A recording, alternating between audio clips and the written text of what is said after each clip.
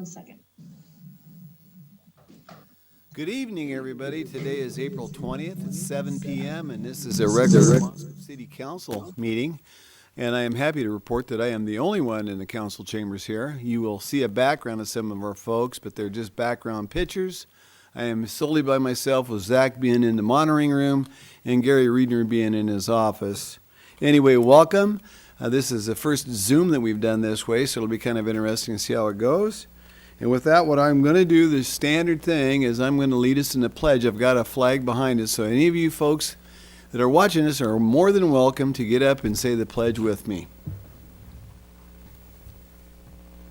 I pledge allegiance to the flag of the United States of America and to the republic for which it stands, one nation, under God, indivisible, with liberty and justice for all.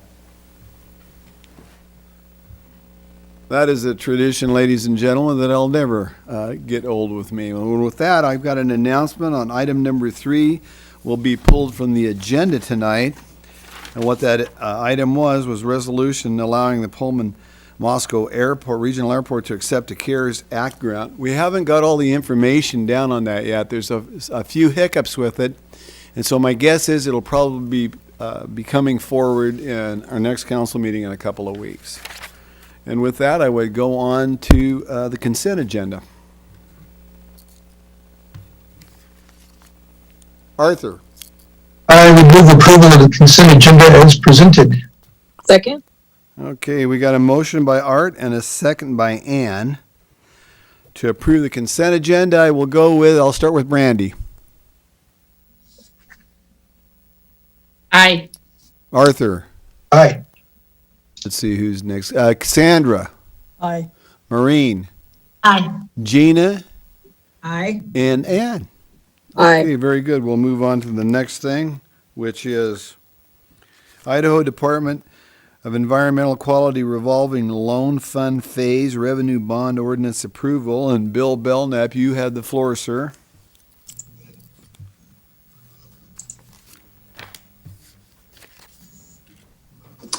Thank you, Your Honor. Can you see the presentation on the screen? Yes, I can. All right, perfect. So provide a little bit of background on this item. In 2012, the city completed the preparation of a citywide comprehensive water system plan that analyzed the condition of the city's potable water system and determined anticipated needs that the system would have over the upcoming 20-year time period. During that study, the plan did identify that there were several water system deficiencies, including source redundancy and areas within the city system that had inadequate fire flow. Underneath the Idaho Department of Environmental Quality requirements, you are required to be able to take your highest producing well offline and meet your domestic demands for the fire system. That is something that we have difficulty in doing. If well number 9 is our higher producing well is offline, we end up having to go on to water rationing and irrigation restrictions. And areas of the city system that have we need to have that ability to have source redundancy. We also need to have the ability of the system to deliver adequate fire flow volumes and pressures in residential areas and commercial areas throughout the city. And there were several locations that were identified as being deficient in fire flow. Many of those focused around some of our high pressure zones where booster stations that were constructed 30, 40, 50 years ago did not include adequate pump sizing to provide fire flow should there be a large fire in that particular neighborhood. The city then prioritized several improvements to address those deficiencies, including the development of well number 10, the replacement and reconstruction of 5 existing water booster stations to meet those fire flow demands. There are 6 water booster stations, but part of the process of reconstructing these was to consolidate 2 stations into one. So at the end of the project, we would have 5 booster stations along with 1 at the southeast reservoir. The project also included replacement of select water mains to address adequate fire flow conveyance during times of those high fire events. In 2014, following the study, the city sought and received judicial confirmation that granted the city the authority to issue revenue bonds to finance those improvements to the domestic water system. Those improvements included the 6 booster stations that are now consolidated into 5, along with the development of well number 10 and the construction of those water main improvements. Those improvements were necessary to meet DEQ system requirements related to fire flow and redundancy, and therefore the court determined that these were ordinary and necessary improvements and allowed the city to incur debt to fund those improvements without an election. On June 16th of that year, 2014, the City Council then accepted a loan offer from the Idaho Department of Environmental Quality for $4.3 million to help fund the improvements, to be on a 20-year bond to be repaid at an interest rate of 2.25% from the state's revolving loan fund. Those phase one improvements included drilling well 10 and the construction of 3 new booster stations, which are now complete. Phase 2 of the project will include the reconstruction of the 2 remaining additional booster stations, the full development of well 10, including the construction of the pump house, the pumps, the controls, and also the construction of approximately 3,400 feet of water main necessary to address fire flow issues within the Indian Hills neighborhood. On November 4th, the council did accept an offer for an additional $4.3 million in revolving loan funding, and those funds will be utilized in phase 2. We are now ready to close out phase 1 of the project and to convert the funding we've had so far from the construction loan to a permanent revenue bond. The city's bond council has prepared the master and supplemental ordinances that are necessary for the city to issue the revenue bonds, which will be held by the Idaho Department of Environmental Quality.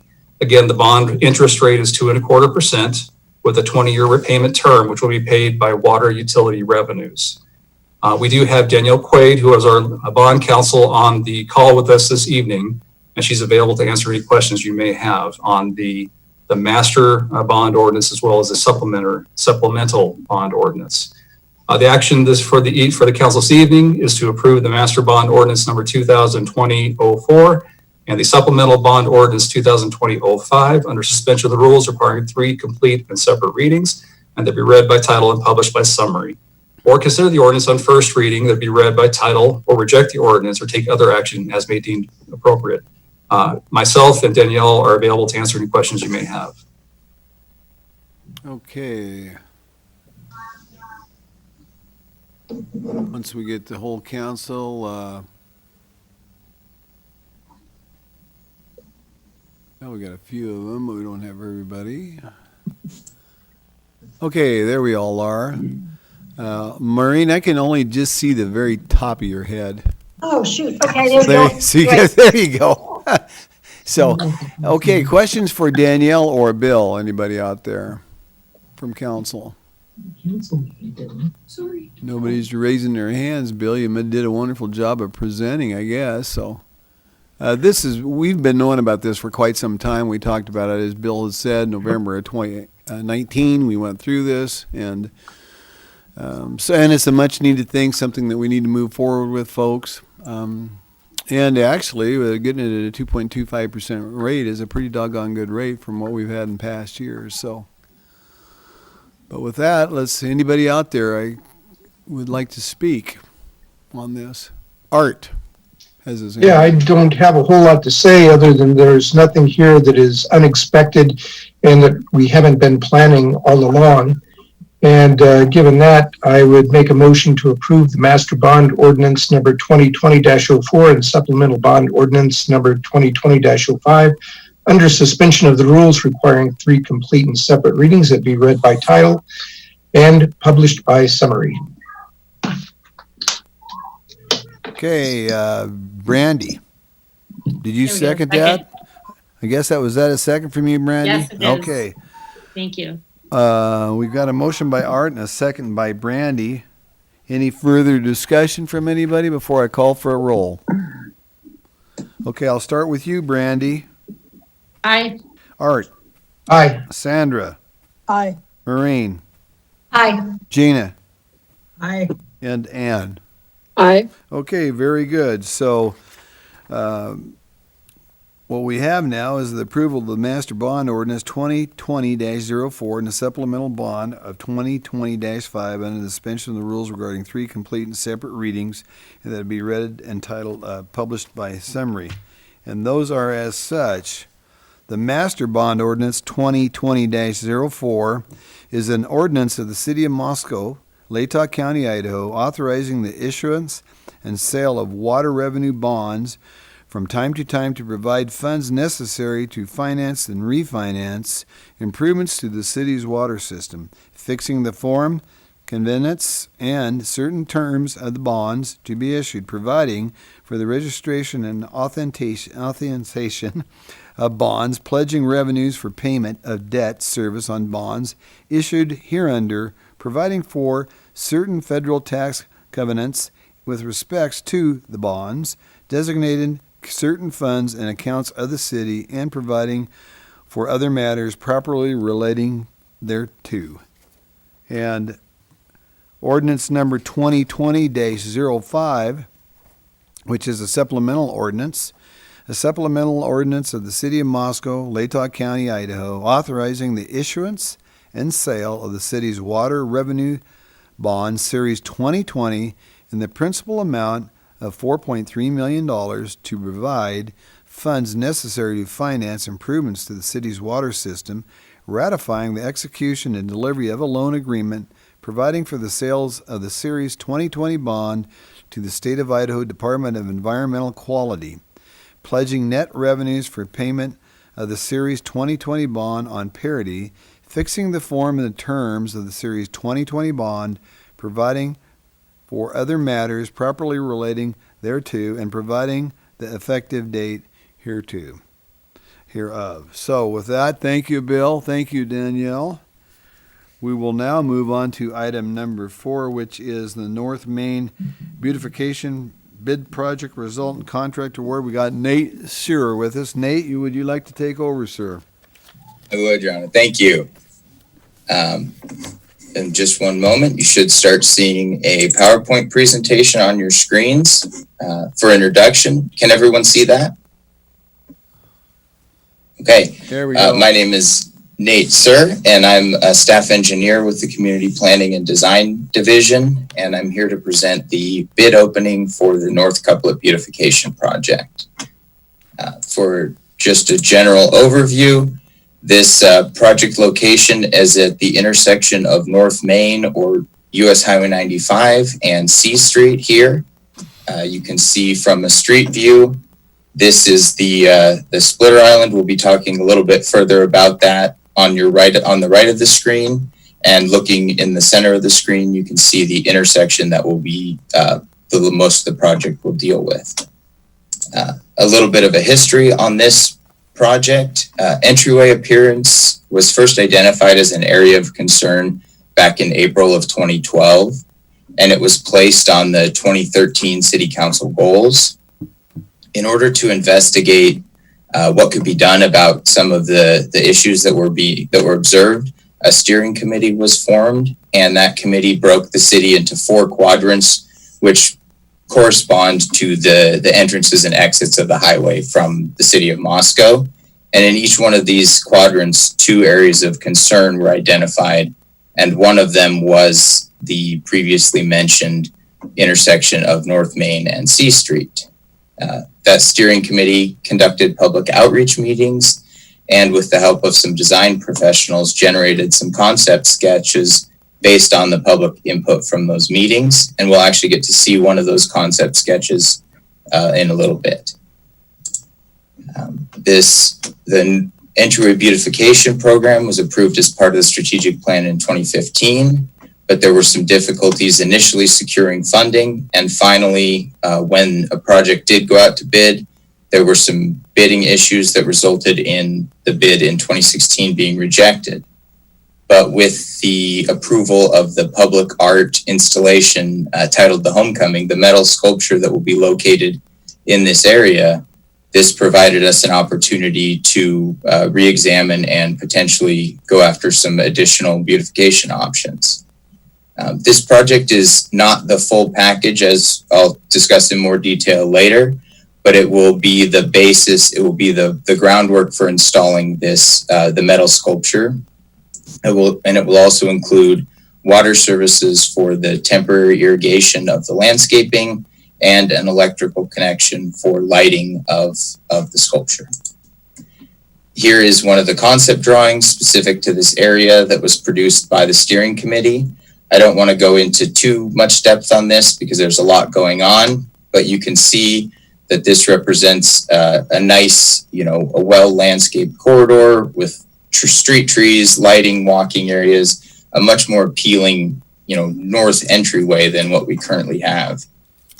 For this project, we'll be focusing largely on the concrete aspects of it, the pedestrian curb extensions on the east side of the intersection, and a concrete planter on the northwest side of the intersection, in addition to providing water and electrical services to the island.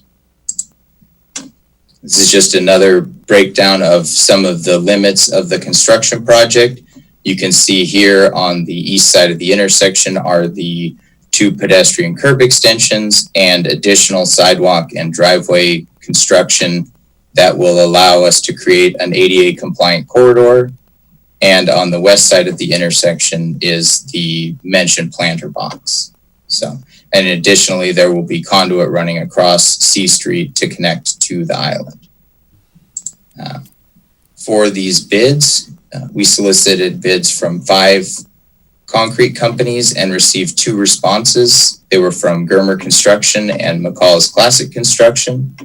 The engineer's estimate for the project was $89,057, and the apparent low bidder was Germer Construction with a low bid of $88,714. And the other bid on the project, McCall's Classic Construction, was $92,772. So the recommendations are, staff recommendations are to recommend the acceptance of the low bid from Germer Construction Incorporated, award the contract in the amount of $88,714, and authorize staff approval of construction change orders in an amount not to exceed 10% of the contract amount, or provide staff further direction. And I'll stop my screen share and I'll take any questions now. Thank you very much. Thank you, Nate. It was kind of one thing. Gary has got his hand up. Gary, what would you like to add to that? Gary? We're missing his volume. Okay, got it. Okay. The boss of the meeting had to unmute me. At any rate, you've all seen, I think, an email indicating that there was an online petition that was being circulated to ask the council not to proceed with this project because of the term beautification in its title. I would note to the council that, as Nate pointed out, this project has been on the books since 2013 when it was a council priority at that time, and it was a council goal. The actual public art portion of this project, which goes in that triangular island, there's no improvements, I believe, except the electrical and irrigation being moved to that island. The public art piece was approved by City Council, taking the recommendation of the Arts Commission at the December 19th meeting. That art piece is being constructed for a cost of no more than $40,000 with specific 1% for arts funds that can only be used and were collected from public projects to pay for public art. This project is all about pedestrian safety and improvements, except for, again, the irrigation and the electricity to the center piece.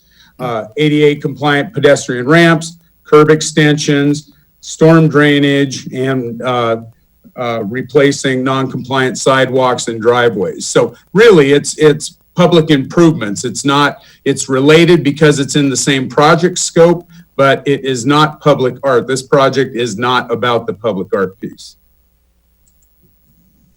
Okay. Thank you, Gary. As soon as I get everybody on. This is just taking a little bit of time to get everybody focused in. I see Sandra's got her hand up. Sandra. And then I'll go to you, Maureen.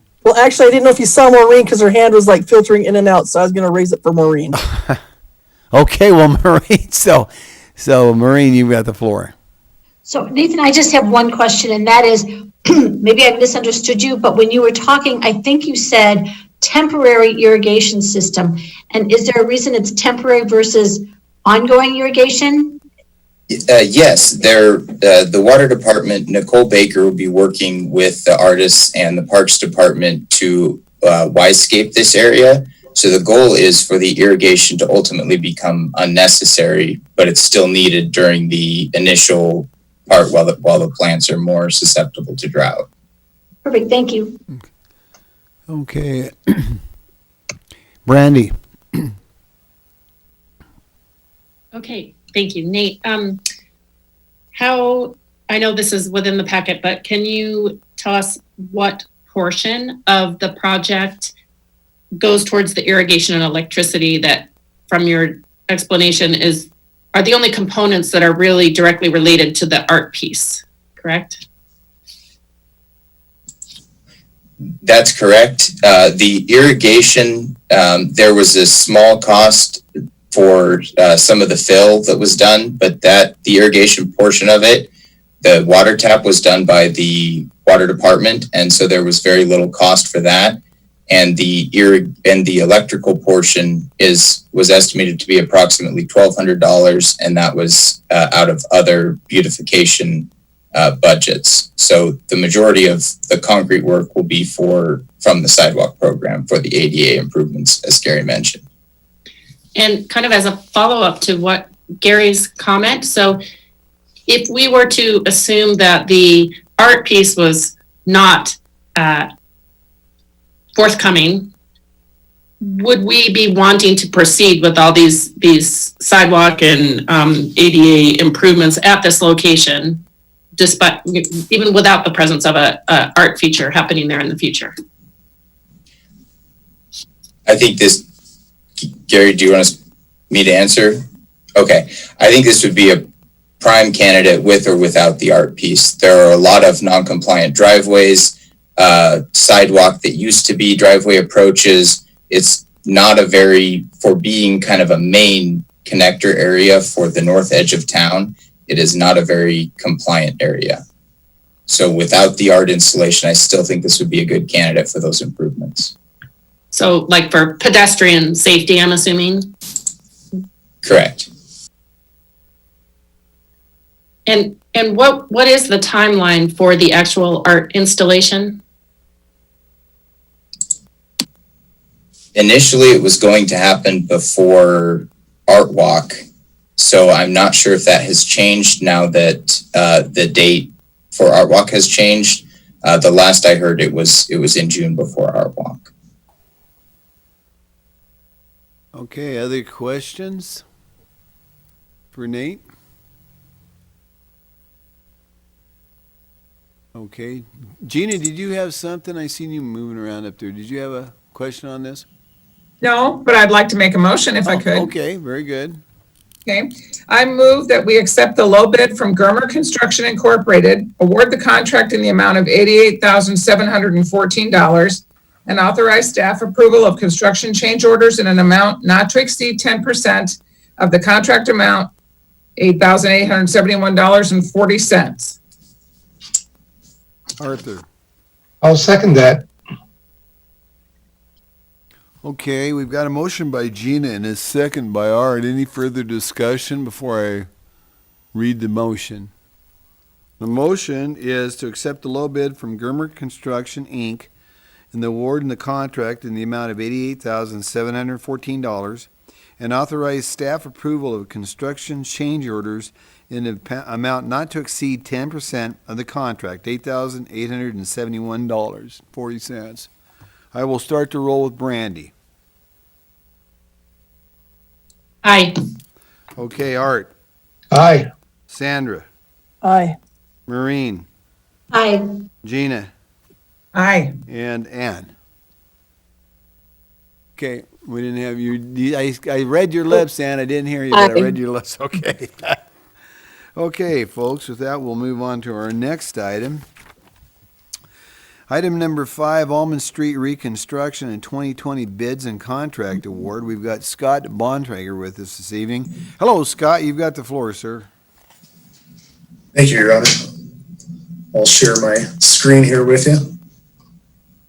Well, you look pretty good there in the back. Thank you, sir. Whoop. Zach just zapped you somewhere, though.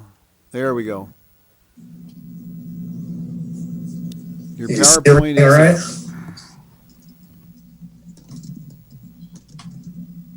Okay, Scott, you're good to go. Okay.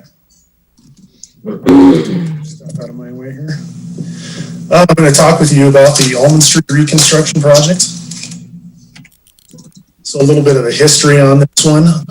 These segments of Almond Street, we do a roadway surveyor with a consultant that does our overall condition index for all our pavement surfaces. They do that about every 3 years, 3 to 4 years. And they rate all of our sections throughout the city. These particular portions along Almond Street here, as you can kind of see, are pretty low ranked here. We have an overall corridor rating of 11.3 between all of Almond Street from 3rd to A, and for 1st Street from Almond over to Jackson, which anything below a 25 in the overall condition index is pretty much a complete rebuild. There's not much you can do to save it with any of the normal surfacing type projects and stuff that we do that you see throughout town.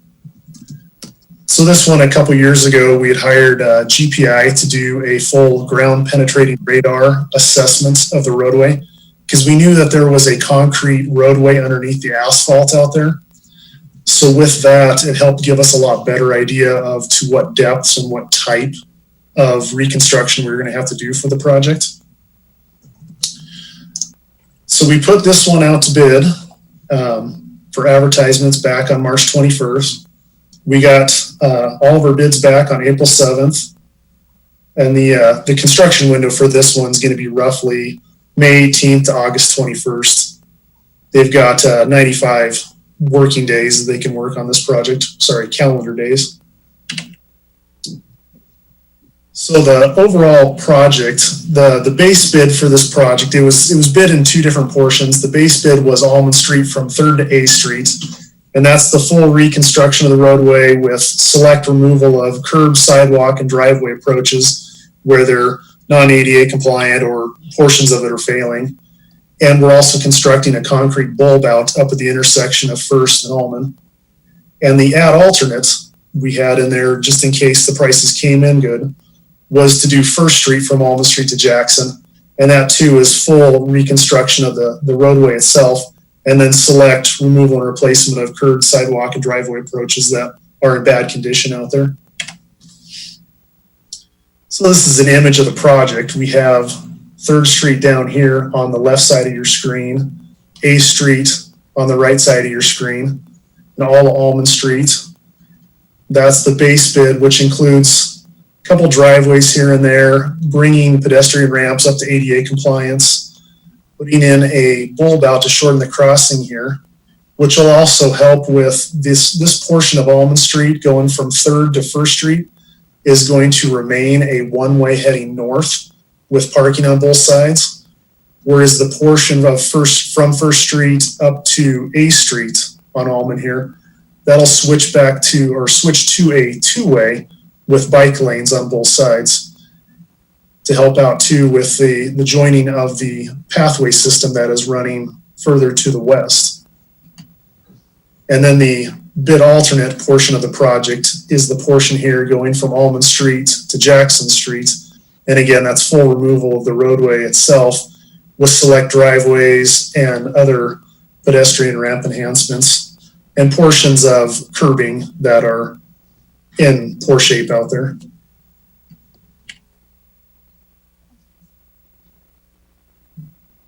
So we got 3 bids back from Germer Construction, from ML Albright and Sons, and from Motley Motley.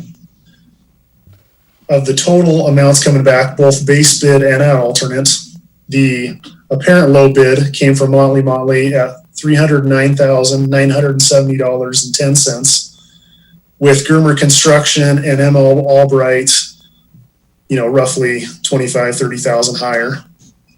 And our engineer's estimate for the total project was $362,440. So we got a lot better prices than we were initially expecting. And with that, our staff's recommendation is to accept the low bid from Motley Motley Incorporated, award the contract for both the base bid and the build alternate in the amount of $309,970.10, and authorize staff approval of construction change orders in an amount not to exceed 10% of the contract amount, or provide further direction. Scott, that was nice to see the previous project as well as this project coming below what the engineer's estimates have been. So that's kind of a nice relief to see, because we haven't seen that frequently in these past few years. So that's good to see. I'm waiting until Zach gets the group up here so I can see everybody. But anyway, there's Scott, but that's kind of nice to see. Okay, there's all the council. Council, you have any questions for Scott? Arthur? Yeah, just one point to refresh me. Does this include any subgrade installation of pipes for water, sewer, et cetera? No, when we were initially looking at the project, we did a full analysis of all the utilities in the area. The only utilities that go through this area are actually just water lines. All the sewer is running through the alley to the east, and all the storm is up on A Street and down on 3rd Street, and everything drains pretty well all the way down. So the water line itself was in pretty good condition, so it didn't find it necessary to replace this. Cool, thank you. Brandy? On that map, you showed if bikes on the two-way portion are traveling west, they would be directed to a bike path before it turns one way. Is that? Yeah, so leaving Almond Street and heading west, it does go to the bike path that heads through that newer development there and eventually over to Lilianatis and continuing on that pathway. Okay. Other questions? Sandra? The only main question I have is, do you have any thoughts as to why there is such a difference between the estimate and what the cost came in? I think it's just the bidding environment. We've been getting really excellent bids. I think contractors right now are fairly hungry, and we got a really good bid from Motley Motley because they're doing our A Street project. So all of their heavy equipment is already out there. That's nice. Okay, other questions for Scott? Okay, how would the council like to proceed? Arthur? Yeah, I'd make a motion to accept the low bid from Motley and Motley and award the contract for both the base bid and bid alternate in the amount of $309,970.10, and authorize staff approval of construction change orders in the amount not to exceed 10% of the contract amount. Okay, Gina? Second. Okay, Gina's second, and I seen her hand up before yours, Sandra. You are close, but not quite. Okay, we got a motion by Art and a second by Gina to accept the low bid from Motley & Motley, the award contract for both the base bid and the bid alternate in the amount of $309,970.10, and to authorize staff approval of construction change orders in the amount of not to exceed 10% of the contract amount. And I will start to roll with Brandy.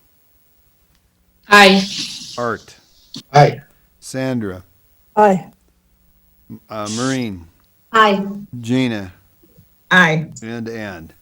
Aye. Okay, thank you very much. Thank you, Scott, for that excellent report. It's nice seeing a couple of low bids come in. That's terrific. Okay, with that, we're going to move on to item number 6. Hey, Bill, Yes. Sorry. can I just ask Scott one question before he goes? Absolutely. I'm just curious if the Transportation Commission and the Pathways Commission are kind of up to speed with this plan, or if they've been involved with that, or I just want to make sure they're aware of what you're doing here with the bike lanes and the connection to the pathway. Yeah, I believe that was all something that was part of the plan a while ago, and that's how it got eventually added into the scope of the project. Bill Belknap has his hand raised too, so I'm going to call on Bill as well. Bill? Yes, Your Honor. The Transportation Commission has reviewed this change and did recommend advancing the two-way street configuration and a connection to the pathway there. So they are aware. It's been probably almost a year since they looked at it because it was an item we reviewed some time ago, but the commission is aware and they did recommend approval. I also wanted to note that the Moscow Urban Renewal Agency is contributing $150,000 to this project, so paying roughly half of the total construction cost. partnering with the city in this needed improvement. Oh, very good, Bill. Thank you for that information. Okay, with that, we'll move on to item number 6, which is Indian Hills East Edition Final Plat and Final PUD. And we've got Michael Ray with us somewhere out there. Mike, would you like to take over here, please?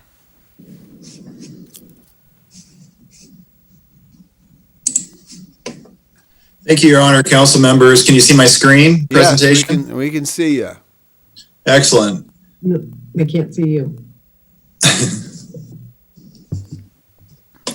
Can't see me? Well, Mike's on the big screen here. Now we went to Jen. Okay, so. We don't see your mic, your presentation, Mike.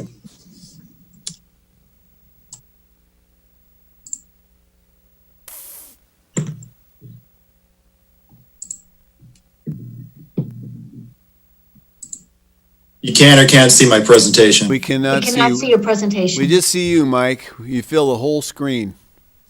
I didn't realize you're such a handsome cuss. The one down on the bottom that says share screen, did you try that one? That should be able to get you up there. Good.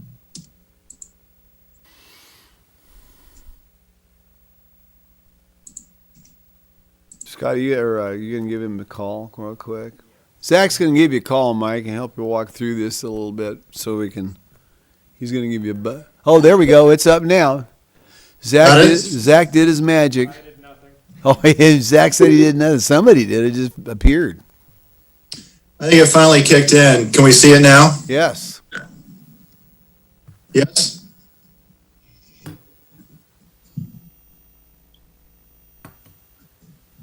Excellent. So before you today, we have the Indian Hills East Edition Final Plat and Final PUD. This is for property located at 1330 Indian Hills Drive. This is the property highlighted in red at the center of your screen. Has property frontage on Indian Hills Drive. There's Mountain View Road heading north and south to the east. This is the USDA office building here to the east. Alturas Technology Park to the north. We've got some multifamily townhouse style development to the west, as well as some multifamily apartment structures being constructed off Indian Hills Drive further to the west. Then you have a primarily single family residential neighborhood, Indian Hills 6th Edition with a Pony Place here. That ends up transitioning to more of a twin home townhouse development on Alturas Drive. So just a little bit of background. May 22nd, 2019, the Planning and Zoning Commission conducted a public hearing.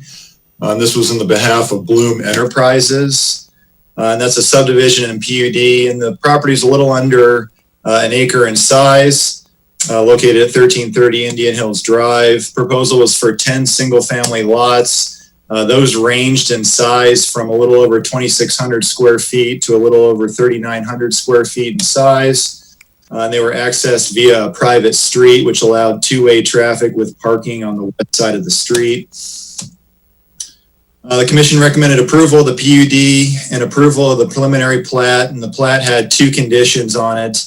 That the private street needs to meet current city standards, including the dedication of easements for necessary utilities. And then that the detention pond, which straddled the property line to the west, shall meet current Moscow stormwater runoff control standards. It's advanced onto the council, and they conducted a public hearing on June 17th, 2019, and they approved the Indian Hills East Edition PUD and preliminary plat with those same two conditions. This was the final plat that was submitted on behalf of the applicant. There's Indian Hills Drive to the south, providing access to this development. You see the private street here at the center running north-south. Ends up doing a dog leg here on the northern portion and egressing out onto the property to the west, which also happens to be owned by the applicant for this project.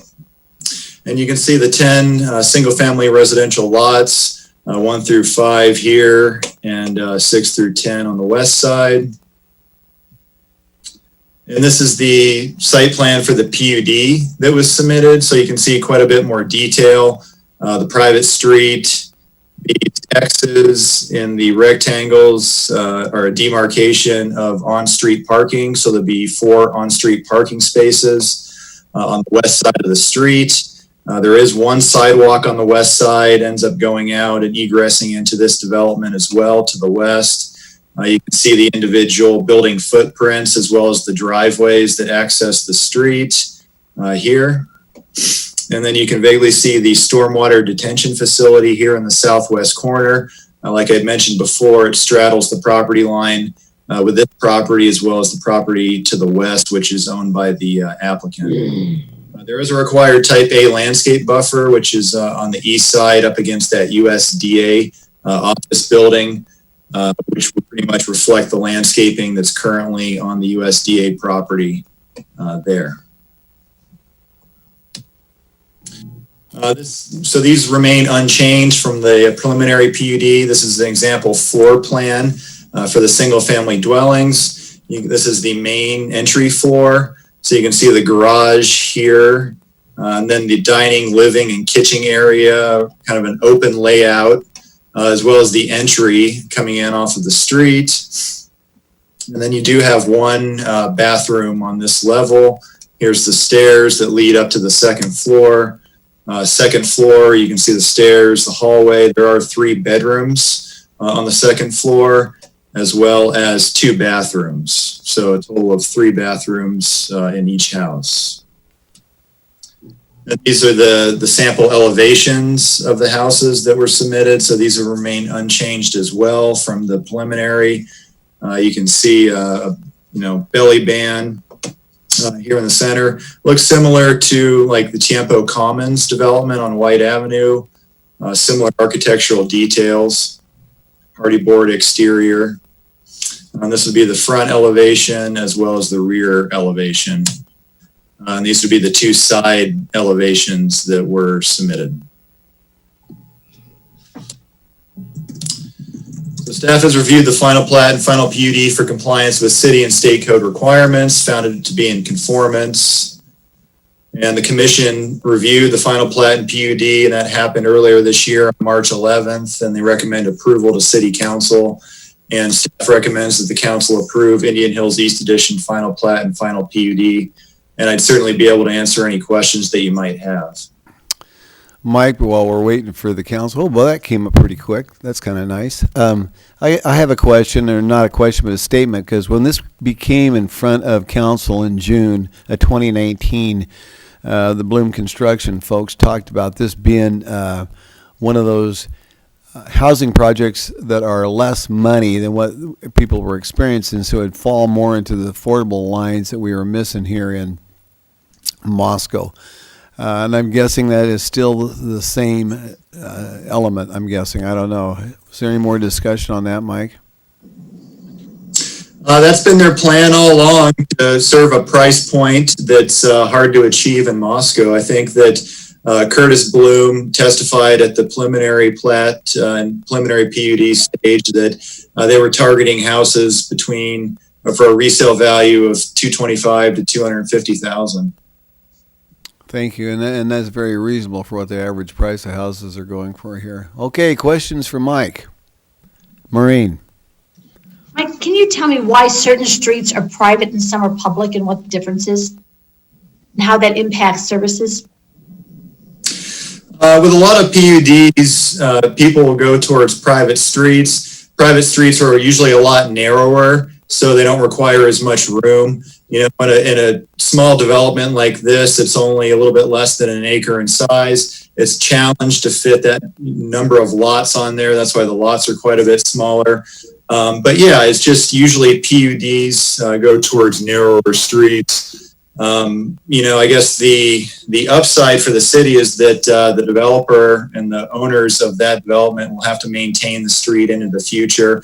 They'll have to take care of it, like snow removal will be all part of like a homeowners association that'll be tasked with doing that instead of the city, as well as long-term maintenance and replacement of that roadway in the future will be the private developer. But typically, all franchise utilities and city utilities will be in the street, similar to public streets. But typically it's just the layout as far as what they're going for with the PUD and how the lots are situated. People will, usually if you have a smaller amount of land than people going through a PUD, they usually choose to do a private street. But it just really depends. Okay, because one thing that I wonder this each time I see this is the fact that you have 10 houses and you have 4 parking places on the street, and then everybody has a garage and some space before their house. Do we have some kind of standard with respect to parking on the streets? And I guess, Ari, here's the deal is, for my concern is that some of those houses are 3,000 square feet, are larger, and and 3 bedrooms. And I guess I look at that and wonder, where do people park if they have more than like 2 vehicles or 3? It all comes down to the street standard. This is a similar standard to actually our lower level local neighborhood street. It's 30 feet wide, allows for 2 travel lanes as well as parallel parking on one side of the street. The lots are so narrow that it doesn't allow for a whole lot of on-street parking. It's such a small development, but you do have Indian Hills Drive to the south. And that virtually has all on-street parking on both sides of the street, and it's underutilized. There's not very many developments. You have agricultural land to the south. And so with the driveways, with the addition of Indian Hills Drive, with all that parking, and those 4 on-street parking spaces on the private drive, there wasn't really much of a concern. Plus, you just have 5 single-family or 10 single-family lots as part of this development. Thank you. Okay, other questions for Mike? Brandy? Are, with the private street, are they in this PUD or I suppose in any, are they still required to do sidewalks on both sides of the street? Actually, our standard would just have, actually, it's really up to the developer in our standard, but they've chosen to do sidewalk on one side of the street, which we think is acceptable. Really, people are probably just going to walk in the street in this development just because there's likely going to be not very much traffic at all. And so, they'll probably just utilize the street virtually as more of a multimodal, bike, walk, and use that for access with their automobile as well. So, but yeah, the standard really leaves it up to the discretion of the developer and the city, but they've chosen to put a sidewalk on one side. And just that, I didn't see, all the connections, but it doesn't strike me as a street that people would be using to cut through to get somewhere. Not at all. I mean, the townhouse multifamily development has a circular drive that goes through a horseshoe shape that goes through their development. So it's unlikely that they'd be utilizing this private street as any type of access. It really wouldn't, get them anywhere any faster than just taking their own access drives. So. Okay, other questions for Mike? Okay, how would the council like to move forward with this? Arthur? I'll do it again.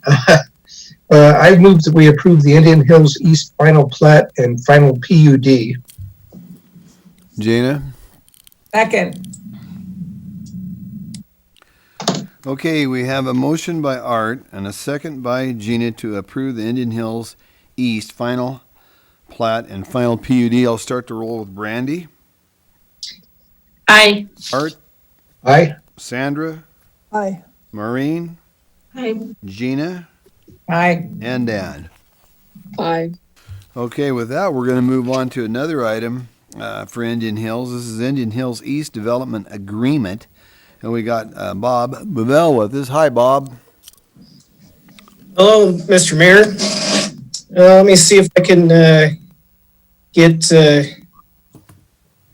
my screen working here.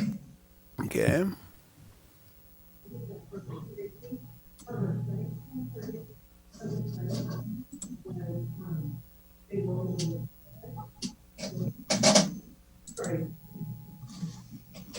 Okay, there you go, Bob. Yeah, just do everything like you did last time now. You're perfect. All right, great. So my name is Bob Bavell. I'm with the City of Moscow Engineering Department, and I'm here to talk to you about the Indian Hills East Addition Development Agreement. I'm going to go ahead and take advantage of the fact that I'm following behind Mike and go ahead and use a lot of the legwork that he did to kind of go through the background stuff, skip a lot of that stuff, and kind of go into more detail on the agreement. I will go ahead and, just in case anybody still doesn't quite know where this is, I'm going to go ahead and give you a vicinity map, kind of showing where it's at. And then this is another picture of the proposed development and the public improvements. And I'm going to go ahead and talk about the agreement right now. These development agreements are something that we do with basically every subdivision in the city of Moscow. The agreements basically kind of tie the developer and the city into a couple of different tie them together into making sure that we go through and make sure the development is done properly and kind of goes through the proper channels. The agreement is going to require the developer to do the public improvements. It's going to lay out a possibility for the developer to postpone some of the public improvements and post up securities in lieu of doing those improvements. It's also going to go through and lay out the warranty term and security that the developer will have to put up once the development's done. That's usually 1 year warranty period that basically the city, if anything, any of the public improvements fall apart in that 1 year period, we can use the developer security to fix those improvements. And then they also go through the parkland dedication. In this instance, the parkland dedication was taken care of with the Indian Hills subdivision, the previous Indian Hills plat. So there wasn't any parkland dedication for this one. And it would also take care of the phasing in this particular development. They chose not to do any phasing at all. So these are usually pretty cookie cutter things that we do with every subdivision. And so I'm going to kind of make it short and sweet and see if anybody has any questions. Okay, thank you, Bob. We'll get the council up here. We got Zach moving back and forth pretty good. This is amazing. So he's getting his exercise in, going back and forth for us, but this is working out pretty well. Okay, there everybody is. Questions for Bob from the council?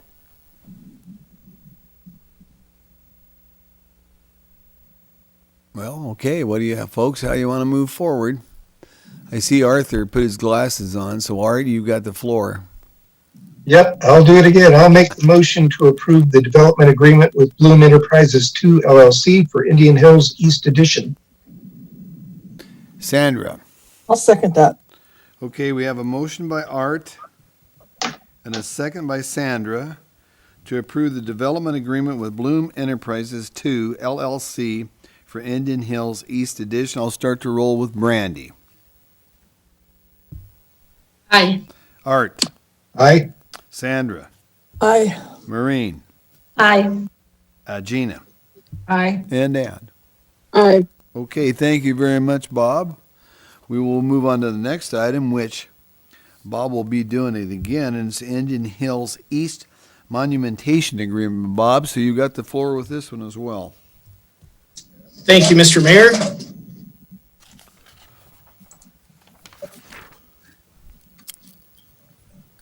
There it is. Okay, so again, I'm Bob Bavell with the City of Moscow Engineering Department. I'm going to talk to you today about the Indian Hills East Monumentation Agreement. Again, this is another agreement we have to do with every subdivision within the City of Moscow. I'm going to kind of go through the vicinity again, just in case anybody still doesn't know where this is yet. And then give you another shot of the plat. The monumentation agreement is going to basically require the developer to install all of the property pins within the development. So each one of these lots gets their own property pins. And so just kind of an overview of what the agreement does. The state law requires when a developer files a plat that they install a property pins when the plat is filed, unless they go through and enter into a monumentation agreement with an agency like the City of Moscow. So most of the developers tend to go through these monumentation agreements because they typically file the plat and then start construction. The construction would destroy any of the monumentation that they set prior to grading and construction. So these are pretty typical. They do it all the time. City code requires a security amount of 120% of the estimated monumentation cost. The monumentation cost is the cost for the developer surveyor to come out and set all of those property pins. In this case, the developer's surveyor estimated the monumentation cost to be $2,000, which would put the security amount at $2,400. So again, with that, these are something we do with every single subdivision in the City of Moscow typically. So I'm going to go ahead and ask for any further questions. I've got a question for you, Bob. I know the answer to, but it might be interesting for everybody else. So on these monumentation agreements, and you've got a surveyor that comes out and does this, and that must be recorded with the county so that in the future, if somebody wants to sell a property, it's not in question where the survey marks is. Would that be correct?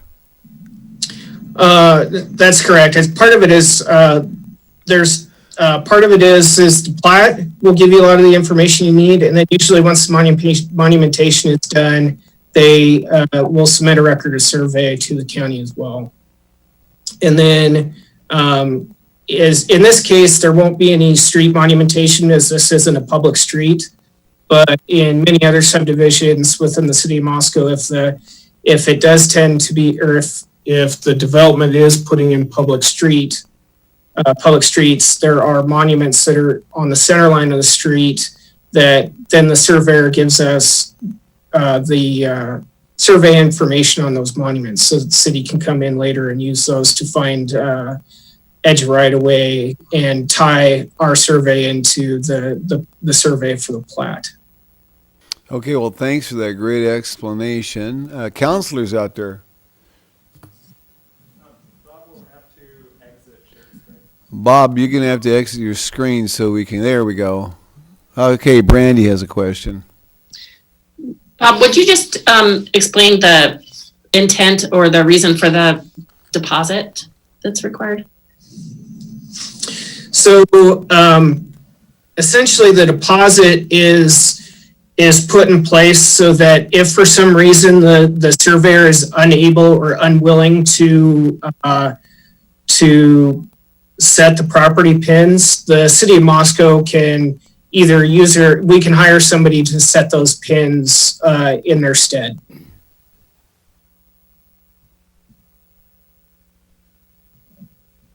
Yeah, did that answer your question? Yes, thank you. Okay, other questions for Bob? Gina, did you have something up there?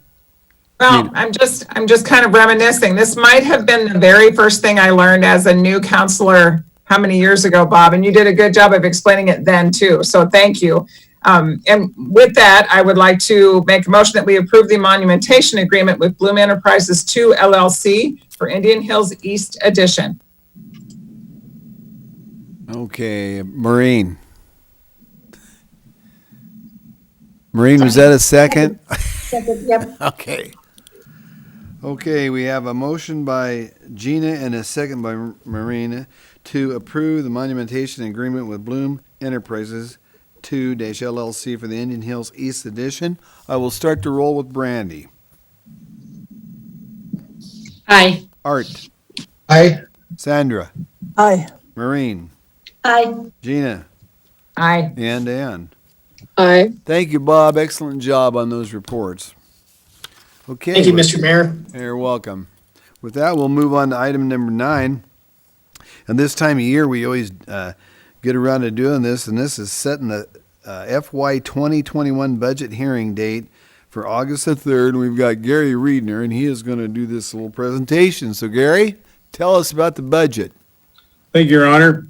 The budget has kind of been taking a back seat to the COVID-19 preparations for the city, but state law requires that we inform Latah County when the public hearing on the budget will take place. Traditionally, we have set the budget hearing, public hearing, the first meeting in August. That gives us plenty of time. If the budget does not pass on first reading, then you have time for 2 more readings before we need to get the finalized budget to Latah County for prior to October 1st of the year. So this year, August 3rd is the first meeting in August. So we would like to inform Latah County that that is the date of our public hearing for the budget. And that would be the FY 2021 budget. I would note for the council's edification that because we are trying to accommodate some schedules this summer, our council workshop will be a little over a week delayed from when it usually takes place the second Monday and potentially another day that week. So checked with staff. We still have plenty of time to get, after the workshop, get the changes authorized by the council in the draft budget and have the public hearing on August 3rd. So asking the council to authorize setting August 3rd as the public hearing date for the FY 2021 budget. And by the way, I'll add a few things to council. This is something Gary's already working on the budget with various people, especially Sarah Banks, and we're doing it, of course, remotely through via Zoom. And so we're right in the heat of the battle, just kind of like we're plugging away like we usually will be. It's going to be a little different. Instead of cramming everybody in Gary's office when we talk to him, we'll be doing Zoom meetings with people. But anyway, council, questions for anybody on the council? Concerning the date that we want to do the public hearing. Brandy, did you? No, I'll just make a motion to accept August 3rd as the date for the budget hearing. Okay, Maureen. Second. Sorry, Ann. I think you guys did at the same time. I would have gave you the time. Okay, we got a motion by Brandy and a second by Maureen to approve set August 3rd, 2020 as the public hearing due for the City of Moscow FY 2021 budget. I'll start the roll with Brandy. Aye. Art. Aye. Sandra. Aye. Maureen. Aye. Gina. Aye. And Ann. Aye. Okay, thank you. And with that, we're going to move into item number 10, City COVID-19 response report. Gary, I'm going to let you start it off, and when you're done talking, I'm going to speak a little bit about it as well. Thank you, Your Honor. As the title indicates, we're in the middle of our COVID-19 response. We are still in Tier 3 of the city's pandemic influenza preparedness plan response. The mayor's emergency order is in place and will remain in place until May 5th. Governor Little had his initial stay-home order in place until April 15th. Last Wednesday, April 15th, he extended that until April 30th. That coincides with the federal government's directive that their regulations stay in place until April 30th as well. So we have taken some steps. Because of that, as you know, we've got some city programs that have been delayed, and we'll get to those in a moment. We also implemented, as we reported at last city council meeting, we have implemented a incident action plan or an incident command structure, which is now up on the city's intranet for all city users to be able to access. That puts us, if there is a need to activate the plan because of an emergency, such as if the medical community gets overwhelmed with cases, or there is a need to seek shelter, or a need to help with food, so on and so forth, we can assist with that. So with that, as has been since the last order, city offices, public offices are closed, although we have some online facilities that are still open. Online utility billing still remains and is very busy. You can still pay your utility bill outside the east entrance of City Hall, put it in the box there. And the community development folks are still accepting permits and doing a lot of permits and approvals online as well. So essentially, city services continue. The police department is doing some platooning with their officers to make sure that their officers are being able to engage in good hygiene practices. They work with the same folks. They're maintaining social distance, so on and so forth, as are a lot of our employees. The ones who are able to work from home are working remotely. Our many thanks to the information systems folks who have allowed that to happen. But we've lost perhaps a little efficiency, but I'd say the city is in very good shape with our continuing services. There are a couple of programs that were temporarily closed. The Hamilton Community Garden, you'll recall about a week ago, was reopened. It was initially terminated for the year because it was a recreation program, and all the recreation programs were essentially shut down. That has since been reopened. Yard waste drop-off, recycling facilities, and now self-hauls to Latos sanitation facilities to Moscow have all implemented practices to maintain social distancing and protect both LSI employees and the public. The purpose for that, of course, is being sanitation is an essential service. Latos Sanitation does not have a ton of employees, and those skilled workers, if they were to be taken ill, it would be tough being able to replace them. So naturally, they're taking whatever precautionary measures they can. The Moscow Farmers Market, ever popular, is supposed to start the first weekend in May. That has been delayed and will now start June 6th of 2020. And this is all contingent, of course, upon continuing orders from the state, the governor, and whether the pandemic response gets extended in any way. Those vendors, at least at this point, that will be able to open shop on June 6th will be for perishable agricultural items, although Amanda Argona and the community events folks are working really hard to try and identify ways to make that an event that people can social distance. It was reported today that there was a farmer's market in California that was shut down by the health department because they were not able to maintain social distance, and they've since tried and implement some things so that that important activity can continue. The Art Walk, which had originally been scheduled for June, has been rescheduled for September 25th. So we hope to put it on there.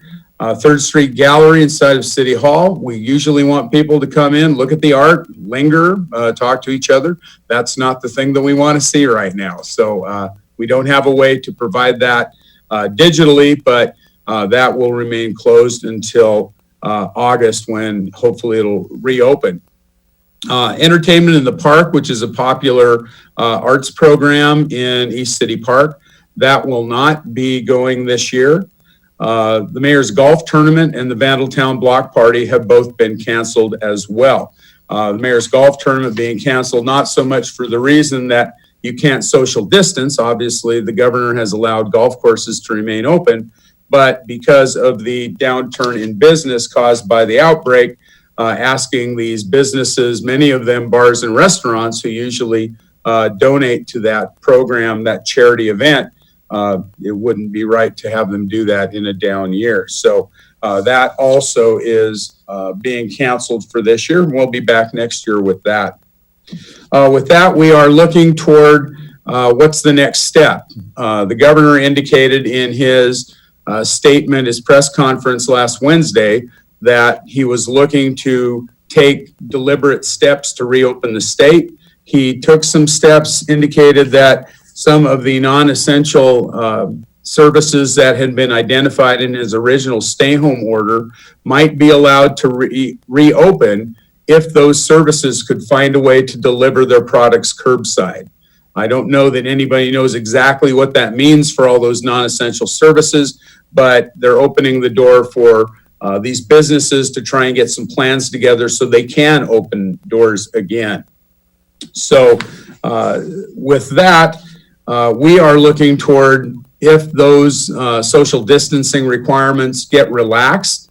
Of course, we will look for direction after the governor issues whatever he's going to do on the 30th of April. We will wait to see what the council wants to do. As you know, the council's order expires on the 5th of May. So we are looking for, if it is relaxed, if we are going to do a systematic return to business as usual, what does that look like? So looking at the reopening of public buildings, at least to some extent, ways for staff and the public to interact and keeping their social distancing.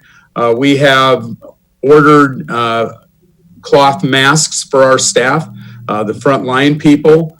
We were able to purchase those from a farmer's market vendor. So that was a nice touch. We were able to do that locally. But we want to provide that personal protective equipment for our staff when they return.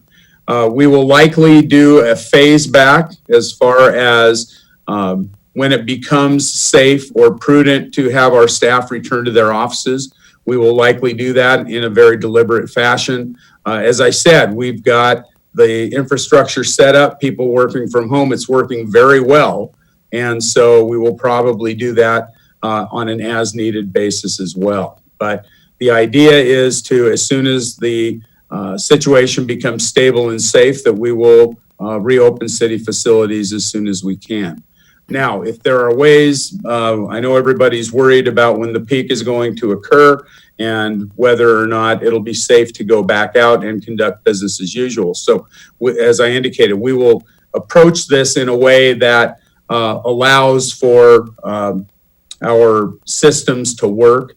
For instance, in community development, if we can continue to issue permits, do reviews of plans and those sorts of things without exposing staff and the public to each other, then it would make sense to continue that as long as there isn't efficiency being lost. So we're exploring all of those different things.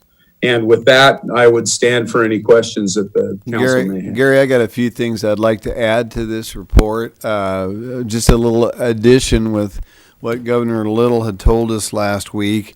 He plans on modifying some of those plans by the end of April 30th. And with that, non-essential businesses can set into plan to the state on what they could do to help keep from spreading this by the social distancing and other measures if they had a plan. And that would go to coronavirusidaho.gov. And that website, by the way, is available at our Chamber of Commerce.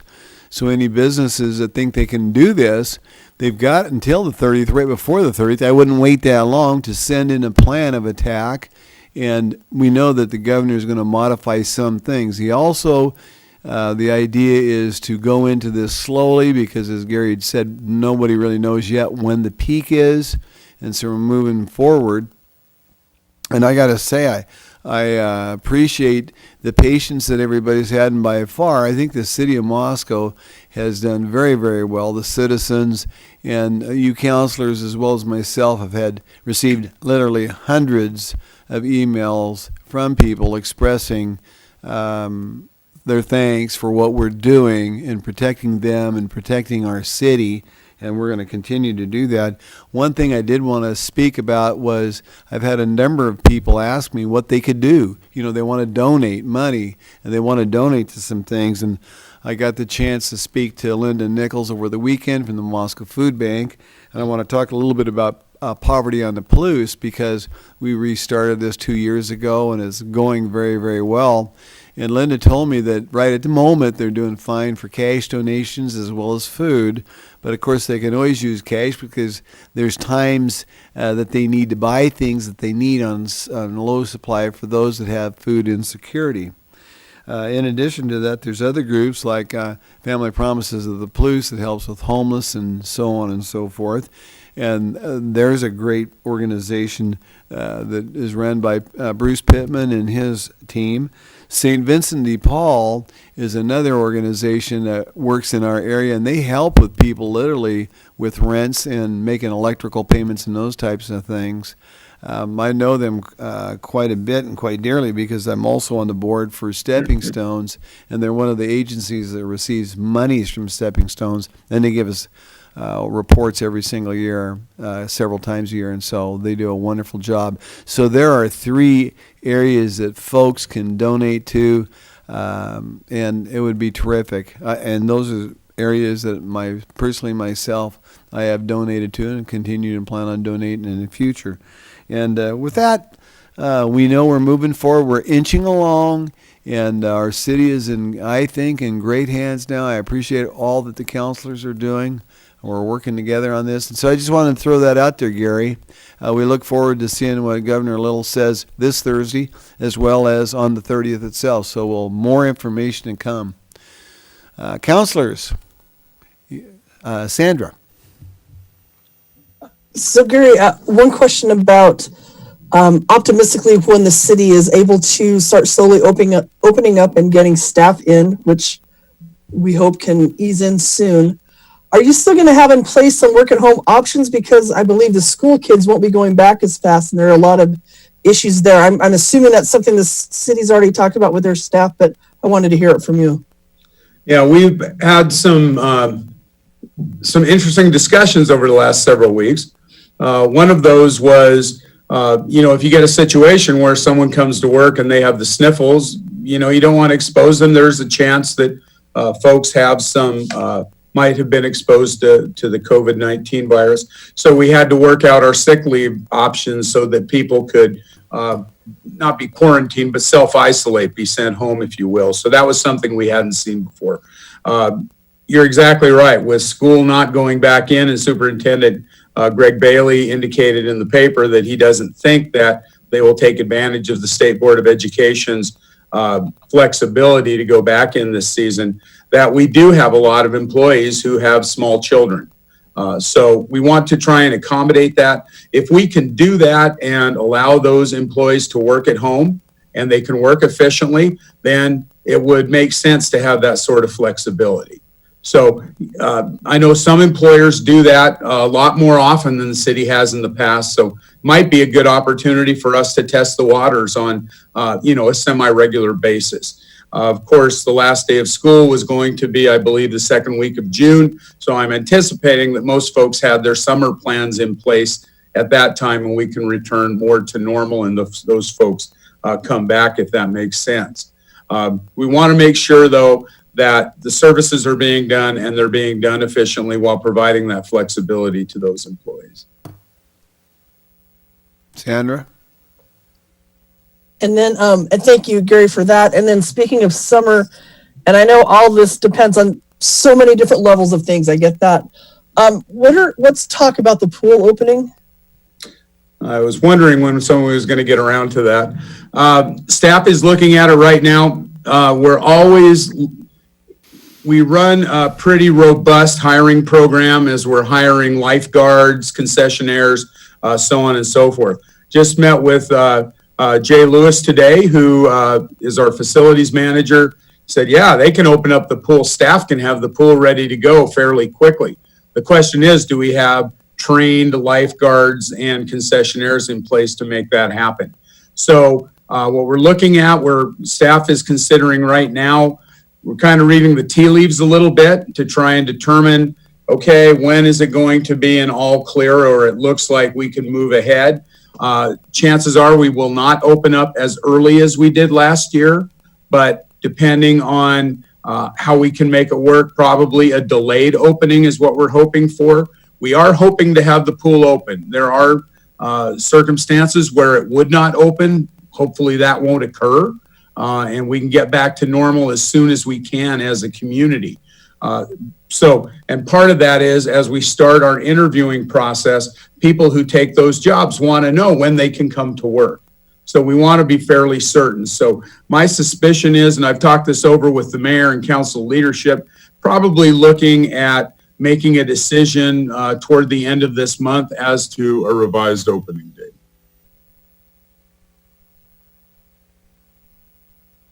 Okay. Other questions for Gary or comments before we move on? Brandy. Thank you. Gary, is there any update on what you have found as far as possibilities for utility relief? Well, that's our next thing we're going to talk about. Okay. That's item number 11, Brandy. Oh, right. Okay. So I guess Yeah. we could go right into that, Gary. Sure. All right. Okay. And yes, we've done some work with that. As you know, things were a little bit tentative over the last 2 weeks with the federal government coming out with their PPP loans and some of their other programs. So I know Brandy sent out an email regarding the process and how that worked. And because those PPP loans you can use for rent, utilities, payment of staff, so on and so forth, that we kind of get caught in a do loop. If we start to forgive utilities, then the business owner can't use those federal monies to pay off their utility bill because they don't have a utility bill. So we were kind of waiting for that to shake out a little bit. We're still a little ways away from the next billing cycle. Excuse me. So we've got a couple of programs that we've been looking at. The city of Sequim, Washington was one of the few programs we saw that had any program that wasn't the couple things that we're doing already. We are not terminating services during the mayor's emergency order as extended by the city council. We are not charging late fees either. So those are programs that have been implemented. We typically have, if someone gets behind on their utility bill, typically finance department works with them. We try to steer toward a 3-month program of getting caught back up. As you might expect, it works most of the time, but there are some times when other programs have to be used. So we're looking at an extended program, complicated by the fact, and when I say extended program, if someone falls behind on their bills because of the COVID crisis, then they would have a certain amount of time to do a payment program to catch up. That's by far the most popular program across the nation, a deferment and then a catch-up period. So we're looking into that as well. It's complicated a little bit by the fact that our budget year ends on September 30th, starts again on October 1st. There's some accounting gymnastics we have to do to carry balances over into the new year and those sorts of things. But I've been talking to Sarah Banks, our finance director, about that, and it's not impossible. It just complicates things a little bit. So we've been talking about how to implement that sort of program. I mentioned Sequim, Washington, which was one of the few programs that actually are forgiving some of the utility bill, and their program is for financial straits, approved financial findings. They will essentially forgive half of the base rate for water and sewer fees. Again, we get into that situation that we talked about, and I know Brandy, you and I, and Art and the mayor talked about during our leadership, council leadership meeting, was how do you set that up? Who is going to make the call? Are people going to come in, and are they going to write down the SQUIM application was actually fairly direct. I've got it right here. It asks about monthly income, things like that, things that typically people don't want to give information about. But if they want to have it forgiven, we could do that. I've not finished up the analysis as to whether forgiving those accounts would be a gift of public funds. Mia and I still need to talk about that. So again, the programs are still in transition, but it's looking like the forbearance, the ability to do a payment program might be the best bet at this point. Gary, I'd like to throw something else out with that too, and everybody, manager has talked about they will not cut off anybody's power during this ordeal, and they will work with folks as well on plans of being able to pay utilities and that sort of thing through the electrical end of it. There's also something right now that both Congress and the Senate, they're working on another $500 billion plan.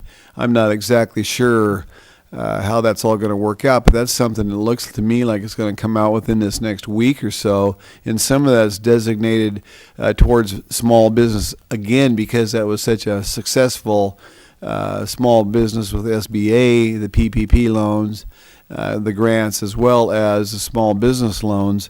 And one other thing to keep in mind, folks, too, is this extended unemployment thing that is in the state of Idaho for 16 weeks that can be augmented $600 above that $300, dependent upon what your salary that you've made and earned. And so there's a lot of different ways out there for people to receive money, and so we all need to keep that in mind as well. And a bunch of those $1,200 payments have already hit people's checking accounts right now. Just wanted to throw that out there, Gary. Yeah, if I could continue as well, looking at the revenues, and you recall when we floated a program that was a fairly expensive program early on, I think rightfully so, the council asked, where are we going to be? How long is this going to last? Are we going to run out of money and not be able to offer anything? So that's why we've been cautious in this. We're running about, just very rough numbers, about $1.4 million a month in utility fees. Those fees go directly to operations and capital improvements. So any reduction of those fees will have a ripple effect through typically our capital improvement program. So one of the things we focused on at the mayor's direction was to look at businesses that have been directly impacted by the mayor's order or the governor's order to shut down. So we're busy trying to put together some estimates of that. It'll be some component of that monthly revenue. So as we're moving forward with that, I'm anticipating that number will be somewhere around $110,000 a month. Now, again, how long would you do that? Those are all things that need to be explored. So we've done quite a bit with that. I'm sorry I don't have a program for you to vote on tonight. Looking for any more direction if you have any, but those are the paths we've kind of been working on right now. I also wanted to take this chance to announce that we also have I call it a snafu, if you will, but we have about 2,700 accounts that were billed for the March billing cycle that did not receive a volume on their water bill. And that was a technical, lack of communication between our next gen software, which we use to do meter reading and that sort of thing, and our Springbrook software. So just the way the information was keyed in.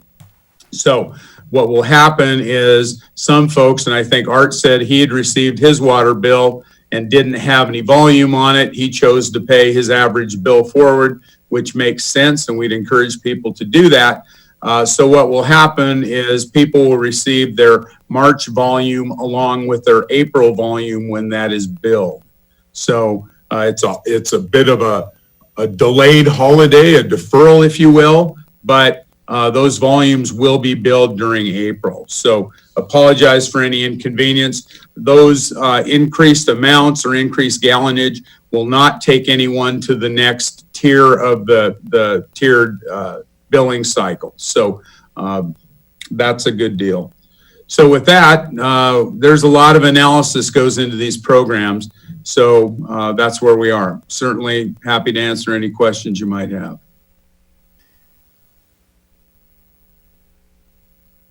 Brandy. Is there still any consideration of the city actually setting aside a fund for individuals who want to contribute more towards the utility relief? Yeah, we've talked about that. And as you know, we talked about that at our leadership meeting. And the issue is, how do you administer it? And we're looking for ideas, but, you know, it's one of those situations where you have people donate to an account.